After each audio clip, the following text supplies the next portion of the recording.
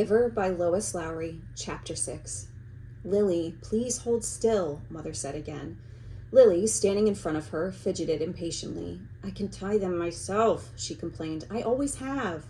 I know that, Mother replied, straightening the hair ribbons on the little girl's braids, but I also know that they constantly come loose, and more often than not, they're dangling down your back by afternoon. Today, at least, we want them to be neatly tied and to stay neatly tied. I don't like hair ribbons. I'm glad I only have to wear them one more year, Lily said irritably. Next year, I get my bicycle too, she added more cheerfully. There are good things each year, Jonas reminded her. This year, you get to start your volunteer hours. And remember last year, when you became a 7, you were so happy to get your front button jacket? The little girl nodded and looked down at herself, at the jacket of its row of large buttons that designated her as a 7. 4s, 5s, and 6s all wore jackets that fastened down the back so that they would have to help each other dress and would learn interdependence. The front button jacket was the sign of independence, the first very visible symbol of growing up. The bicycle at 9 would be the powerful emblem of moving gradually out into the community, away from the protective family unit. Lily grinned and wriggled away from her mother. And this year, you get your assignment, she said to Jonas in an excited voice. I hope you get pilot and that you take me flying. Sure I will, said Jonas, and I'll get a special little parachute that just fits you. And I'll take you up to, maybe 20,000 feet and open the door and... Jonas, Mother warned. I was only joking, Jonas groaned. I don't want pilot anyway. If I get pilot, I'll put in an appeal. Come on, Mother said. She gave Lily's ribbons a final tug. Jonas, are you ready? Did you take your pill? I want to get a good seat in the auditorium. She prodded Lily to the front door, and Jonas followed. It was a short ride to the auditorium, Lily waving to her friends from her seat on the back of Mother's bicycle. Jonas stowed his bicycle beside Mother's and made his way through the throng to find his group. The entire community attended the ceremony each year. For the parents, it meant 2 days' holiday from work. They sat together in the huge hall. Children sat with their groups until they went, one by one, to the stage. Father, though, would not join Mother in the audience right away. For the earliest ceremony, the naming, the nurturers brought the new children to the stage. Jonas, from his place in the balcony with the 11s, searched the auditorium for a glimpse of Father. It wasn't at all hard to spot the nurturer section at the front. Coming from it were the wails and howls of the new children who sat squirming on the nurturer's laps. At every other public ceremony, the audience was silent and attentive, but once a year they all smiled indulgently at the commotion from the little ones waiting to receive their names and families. Jonas finally caught his father's eye and waved. Father grinned and waved back. They then held up the hand of the new child on his lap, making it wave too. It wasn't Gabriel. Gabe was back at the nurturing center today, being cared for by the night crew. He had been given an unusual and special reprieve from the committee and granted an additional year of nurturing before his naming and placement. Father had gone before the committee with a plea on behalf of Gabriel, who had not yet gained the weight appropriate to his days of life, nor begun to sleep soundly enough at night to be placed with his family unit. Normally, such a new child would be labeled inadequate and released from the community. Instead, as a result of Father's plea, Gabriel had been labeled uncertain and given the additional year. He would continue to be nurtured at the center and would spend his nights with Jonas's family unit. Each family member, including Lily, had been required to sign a pledge that they would not become attached to this little temporary guest, and that they would relinquish him without protest or appeal when he was assigned to his own family unit at next year's ceremony. At least, Jonas thought, after Gabriel was placed next year, they would all still see him often because he would be part of the community. If he were released, they would not see him again, ever. Those who were released, even as new children, were sent elsewhere and never returned to the community. Father had not had to release a single new child this year, so Gabriel would have represented a real failure and sadness. Even Jonas, though he didn't hover over the little one the way Lily and his father did, was glad that Gabe had not been released. The first ceremony began right on time, and Jonas watched as one after another new child was given a name and handed by the nurturers to its new family unit. For some, it was a first child, but many came to the stage accompanied by another child, beaming with pride to receive a little brother or sister, the way Jonas had when he was about to be 5. Asher poked Jonas's arm. Remember when we got Philippa? He asked in a loud whisper. Jonas nodded. It had only been last year. Asher's parents had waited quite a long time before applying for a second child. Maybe, Jonas suspected, they had been so exhausted by Asher's lively foolishness that they had needed a little time. Two of their group, Fiona and another female named Thea, were missing temporarily, waiting with their parents to receive new children, but it was rare that there was such an age gap between children in a family unit. When her family ceremony was completed, Fiona took the seat that had been saved for her in the row ahead of Asher and Jonas. She turned and whispered to them, "He's cute, but I don't like his name very much." She made a face and giggled. Fiona's new brother had been named Bruno. It wasn't a great name, Jonas thought, like Gabriel, for example, but it was okay. The audience applause, which was enthusiastic at each naming, rose in an exuberant swell when one parental pair, glowing with pride, took a male new child and heard him named Caleb.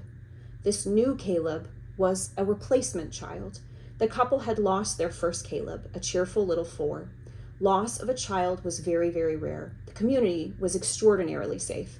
Each citizen watchful and protective of all children, but somehow the first little Caleb had wandered away unnoticed and had fallen into the river. The entire community had performed the ceremony of loss together, murmuring the name Caleb throughout an entire day, less and less frequently, softer in volume, as the long and somber day went on, so that the little 4 seemed to fade away gradually from everyone's consciousness. Now, with this special naming, the community performed the brief murmur of replacement ceremony, repeating the name for the first time since the loss, softly and slowly at first, then faster and with greater volume, as the couple stood on the stage with the new child sleeping in the mother's arms. It was as if the first Caleb were returning. Another new child was given the name Roberto, and Jonas remembered that Roberto the Old had been released only last week. But there was no murmur of replacement ceremony for the new little Roberto. Release was not the same as loss. He sat politely through the ceremonies of 2 and 3 and 4, increasingly bored as he was each year, then a break for midday meal served outdoors, and back again to the seats for the 5s, 6s, 7s, and finally, last of the first day ceremony, the 8s. Jonas watched and cheered as Lily marched proudly to the stage, became an 8, and received the identifying jacket that she would wear this year. This one with smaller buttons and, for the first time, pockets, indicating that she was mature enough now to keep track of her own small belongings.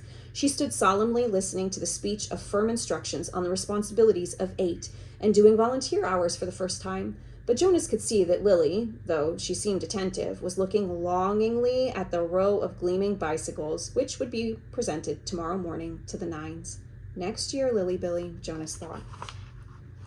It was an exhausting day, and even Gabriel, retrieved in his basket from the nurturing center, slept soundly that night. Finally, it was the morning of the ceremony of 12. Now Father sat beside Mother in the audience. Jonas could see them applauding dutifully at the 9s, one by one, as the 9s, one by one, wheeled their new bicycles, each with its gleaming name tag attached to the back, from the stage. He knew that his parents cringed a little, as he did, when Fritz, who lived in the dwelling next door to theirs, received his bike and almost immediately bumped into the podium with it. Fritz was a very awkward child who had been summoned for chastisement again and again. His transgressions were small ones always. Shoes on the wrong feet, schoolwork misplaced, failure to study adequately for a quiz. But each such error reflected negatively on his parents' guidance and infringed on the community's sense of order and success.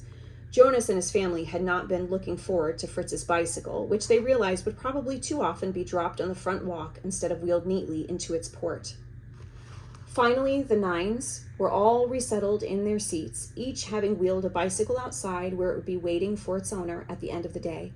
Everyone always chuckled and made small jokes when the 9s rode home for the first time. "Want me to show you how to ride?" older friends would call.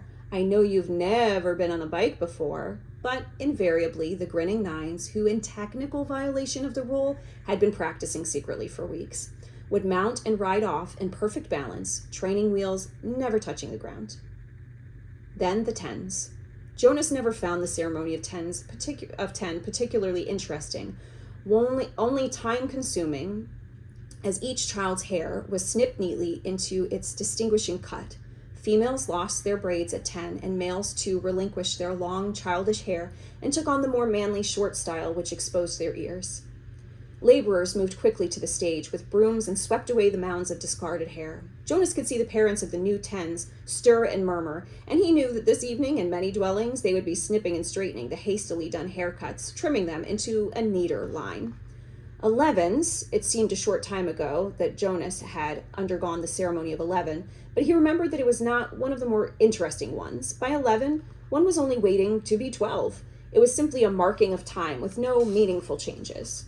There was new clothing, different undergarments for the females whose bodies were beginning to change, and longer trousers for the males with a specifically shaped pocket for the small calculator that they would use this year in school. But those were simply presented in wrapped packages without an accompanying speech. Break for midday meal. Jonas realized he was hungry. He and his group mates congregated by the tables in the front of the auditorium and took their packaged food. Yesterday there had been merriment at lunch, a lot of teasing and energy, but today the group stood anxiously, separate from the other children. Jonas watched the new nines gravitate toward their waiting bicycles, each one admiring his or her name tag. He saw the tens stroking their new shortened hair, the females shaking their heads to feel the unaccustomed lightness without the heavy braids they had worn so long.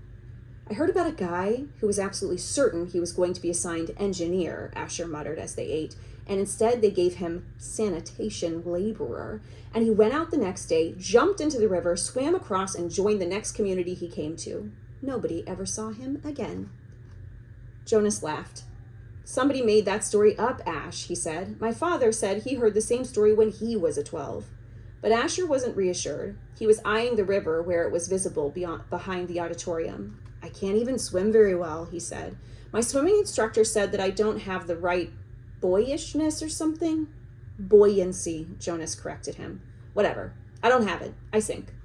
Anyway, Jonas pointed out, have you ever once known of anyone, I mean really known for sure, Asher, not just heard a story about it, who joined another community? No, Asher admitted reluctantly, but you can. It says so in the rules. If you don't fit in, you can apply for elsewhere and be released. My mother says that once, about 10 years ago, someone applied and was gone the next day. Then he chuckled. She told me that because I was driving her crazy and she had threatened to apply for elsewhere. She was joking. I know, but it was true what she said, that someone did that once. She said it was really true. Here today and gone tomorrow. Never seen again. Not even a ceremony of release. Jonas shrugged. It didn't worry him. How could someone not fit in? The community was so meticulously ordered, the choices so carefully made. Even the matching of spouses was given such weighty consideration that sometimes an adult who applied receive a spouse waited months or even years after a match was approved and announced. All of the factors, disposition, energy level, intelligence, and interest, had to correspond and to interact perfectly. Jonas's mother, for example, had higher intelligence than his father, but his father had a calmer disposition. They balanced each other. Their match, which like all matches had been monitored by the Committee of Elders for 3 years before they could apply for children, had always been a successful one. Like the matching of spouses and the naming and placement of new children, the assignments were scrupulously thought through by the Committee of Elders. He was certain that his assignment, whatever it was to be, and Asher's too, would be the right one for them. He only wished that the midday break would conclude so that the audience would re-enter the auditorium and the suspense would end. As if in answer to his unspoken wish, the signal came and the crowd began to move toward the doors.